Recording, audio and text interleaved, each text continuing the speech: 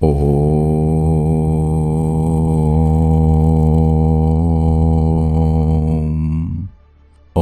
जमदग्नाय विद्महे महावीराय धीमहि तन्नो परशुरामा प्रचोदयात्।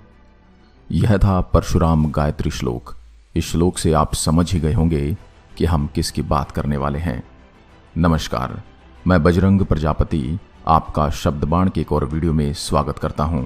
इस वीडियो में हम जिनकी बात करने वाले हैं उनके बारे में हम यह नहीं कह सकते कि वे इतने साल तक जिए या इतने वर्षों तक शासन किया। यह मान्यता है कि वे त्रेता एवं द्वापर युग से ही अमर हैं। अब आप समझ ही गए हों कि हम किसकी बात कर रहे हैं। हम बात कर रहे हैं भगवान परशुराम की।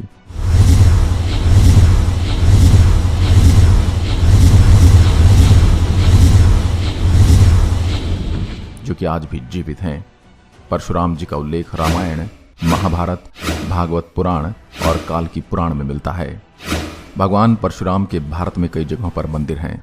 परशुराम मंदिर आंध्र प्रदेश, उत्तर प्रदेश, जम्मू और कश्मीर, राजस्थान, महाराष्ट्र, हिमाचल प्रदेश और मध्य प्रदेश के इंदौर स्थित जनपव हिल पर, जिस जगह को उनका जन्म स्थल भी माना गया है। अगर आपके पास भी कोई रोचक जानकारी तो हमारे साथ शेयर करें। हम उस पर रिसर्च करके एक वीडियो बनाएंगे और आपका नाम भी वीडियो में बताएंगे। इस विषय पर हमें वीडियो बनाने के लिए हमें शब्दबाण के ही एक व्यूअर आर्यन त्यागी ने सजेस्ट किया था। हम उनका शब्दबाण चैनल की तरफ से हार्दिक धन्यवाद करते हैं। सबसे पहले जानते हैं उनका जन्म कैसे हुआ।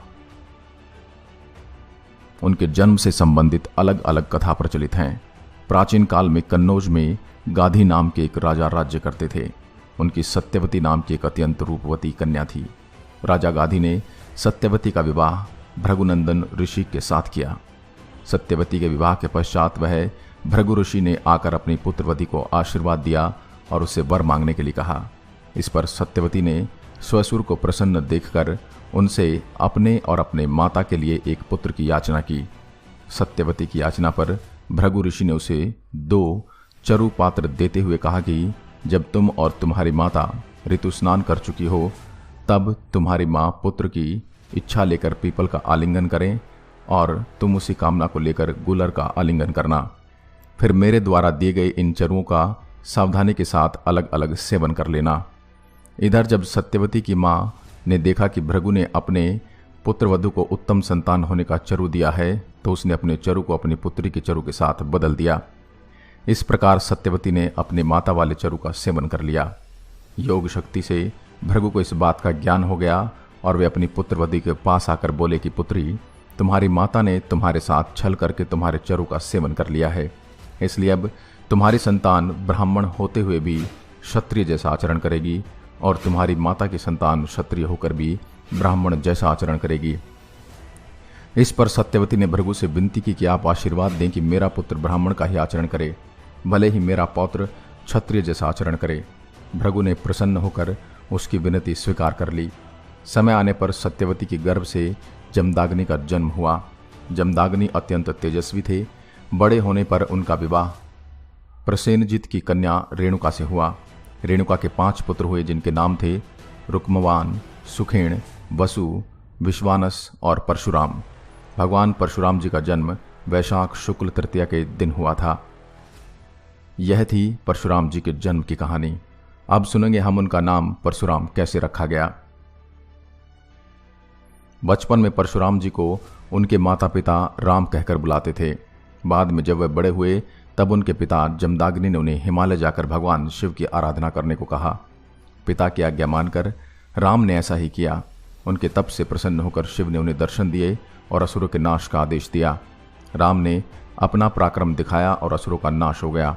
राम के इस पराक्रम को देखकर भगवान शिव ने उन्हें परशु नाम का एक शस्त्र दिया, इसलिए वह राम से परशुराम हो गए। दोस्तों, अब देखते हैं कि परशुराम ने क्यों अपनी ही माता का सिर काटा।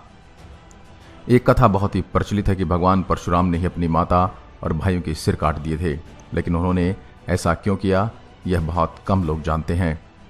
एक बार जमदाग्नि ऋषि ने अपनी पुत्री रेणुका को जल लेने के लिए भेजा। तब रेणुका नदी में चित्ररथ अप्सराओं के साथ स्नान कर रहे थे।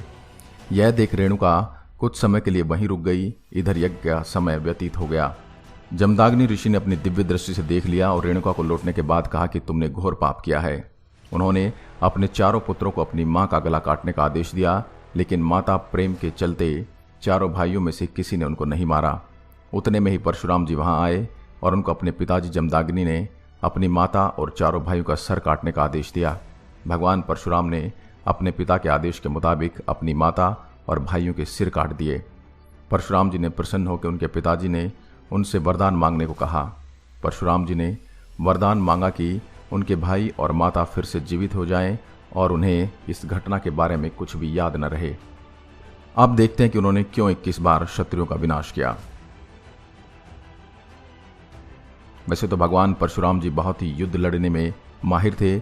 उनमें से प्रचलित है कि उन्होंने धरती पर 21 बार है वंशी क्षत्रियों का विनाश कर दुनिया को पाप मुक्त किया था।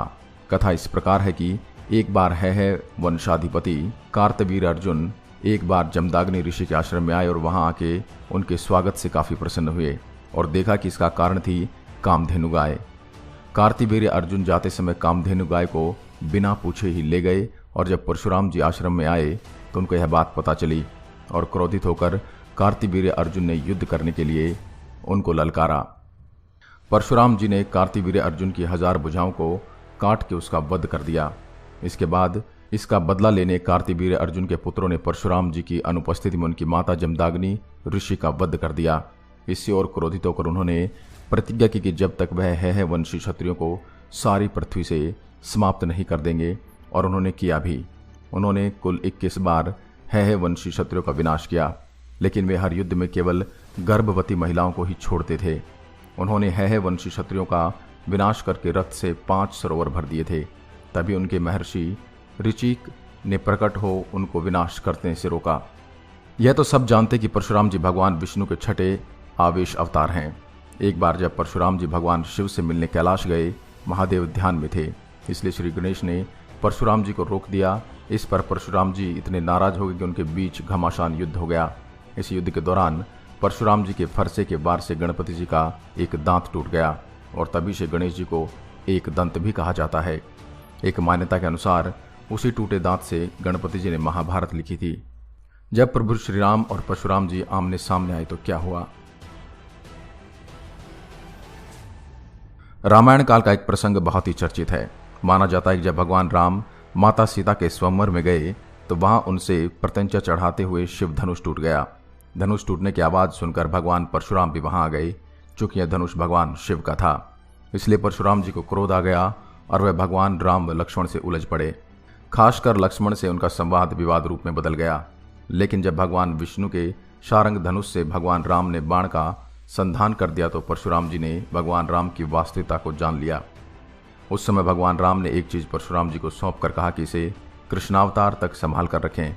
भगवान राम ने परशुराम जी को अपना सुदर्शन चक्र सौंपा था। कृष्ण अवतार के समय जब भगवान श्री कृष्ण ने गुरु संदीपनी के यहाँ शिक्षा ग्रहण की, तब परशुराम जी ने आकर श्री कृष्ण को सुदर्शन चक्र सौंपा था। यह भी कहा जाता है कि महाभारत के प्रसिद्ध पात्रों भीष्म, गुरु द्रोण और कर्ण को भगवान परशुराम जी ने ही शस्त्र विद्या सिखाई थी। जब परशुराम जी अपने जीवन भर की कमाई ब्राह्मणों को दान कर रहे थे, तब द्रोणाचार्य उनके पास पहुंचे। तब तक वे सब कुछ दान कर चुके थे। तब परशुराम ने दयाभाव से द्रोणाचार्य से कोई भी अस्त्र शस्त्र चुनने के लिए कहा। तब चतुर द्रोणाचार्य ने कहा कि मैं आपके सभी अस्त्र शस्त्र उनके मंत्रों सहित चाहता हूं, ताकि जब भी उनकी आवश्यकता हो तब उसका प्रयोग किया जा सके। परशुराम जी ने कहा एवमस्तु, अर्थात ऐसा ही हो। इससे द्रोणाचार्य शास्त्र विद्या में निपुण हो गए। दानवीर कर्ण भी परशुराम जी के ही शिष्य थे, क्योंकि परशुराम केवल ब्राह्मणों को ही शस्त्र प्रशिक्षण देते थे।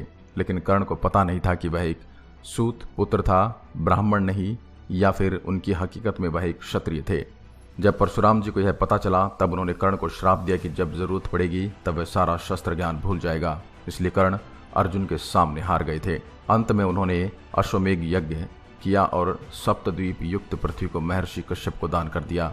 इसके बाद परशुराम जी गिरिश्रेष्ठ महेंद्र पर्वत पर चले गए। महेंद्र पर्वत हाल के ओडिशा राज्य में है और कहा जाता है कि भगवान परशुराम आज भी यहीं पर हैं। भारत में कई जगहों पर भगवान परशुराम के मंदिर हैं, जैसे कि परशुराम मंदिर, आंध्र प्रदेश, उत्तर प्रदेश, जम्मू और कश्मीर, राजस्थान, महाराष्ट्र, हिमाचल प्रदेश और मध्य प्रदेश के इंदौर में जनपव हिल, जिसे उनका जन्म स्थल भी माना जाता है। कल्कि पुराण के अनुसार परशुराम भगवान विष्णु के 10वें अवतार कल्कि के गुरु होंगे और उन्हें युद्ध की शिक्षा देंगे। वे ही कल्कि को भगवान शिव की तपस्या करके उनके दिव्यास्त्र को प्राप्त करने के लिए कहेंगे। तो यह रोचक जानकारी थी भगवान परशुराम के बारे में। इस विषय में हमें वीडियो बनाने के लिए हमारे शब्दबाण की एक व्यूअर आर्यन त्यागी ने सजेस्ट किया था। हम उनका शब्दबाण की तरफ से बार बार धन्यवाद करते हैं।